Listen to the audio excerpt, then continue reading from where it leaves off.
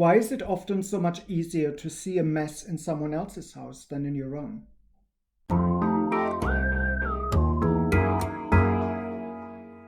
It's a common thing. You walk into somebody else's home and you suddenly realize a couple of things don't quite fit or match or are in the way or don't sit in the right place. At first glance, that feels like judging the other person's home, and we would never really act on it.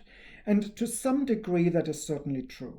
But sometimes, as an outsider, you will see things that the person who lives there sees no more, because they are so used to the way things are that it's ingrained in their mind and in their experience of their homes.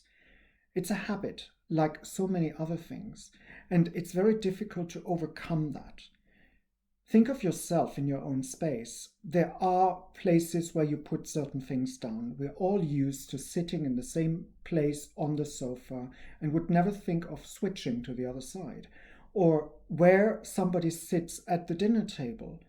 We rarely switch around, do we? The trick is to take yourself out of that daily grind and create a situation where you can see your own home in a different way. And that can happen in some very basic ways or a lot more elaborate ones. First of all, the typical thing when we realize just how our home is when we come back from an absence. Let's say you were on a holiday for a week, or you visited friends for a weekend and you come back home and it feels foreign to some degree. You've got something to compare it to. You've let go of certain expectations of your space and you suddenly see it for what it really is. Now, I realize that not everybody can go on a vacation every couple of weeks just to jog their memory about what they're used to and what's just useful.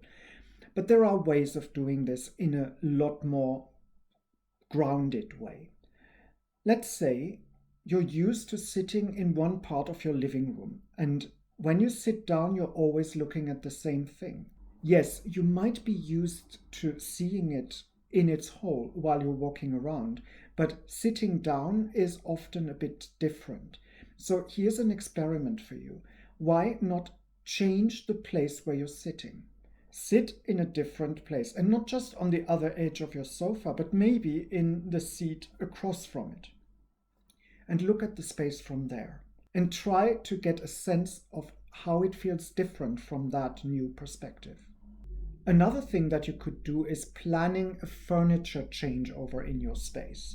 And that could be your office, your living room, your bedroom, any room you can imagine.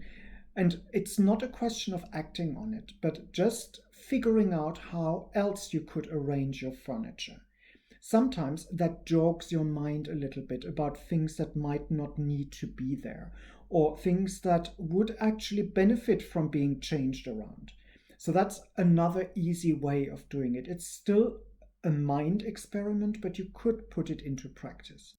And a third, more radical option would be to involve a friend. And I'm talking a really good friend who's not somebody you would take offense from.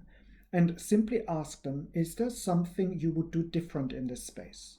And that doesn't mean you have to follow through with their advice, but sometimes getting someone else's opinion can be helpful to form your own. All of these involve situations where you would perceive your space in a different way. And I can only recommend doing that on occasion, because we all accumulate things over time and they just sneak in. And sometimes you need a radical, different look at what you've got. And this is how you do it. So by all means, try it out and tell me of your experiences down in the description, in the comments. And I hope to see you soon. In the meantime, stay ClutterAware.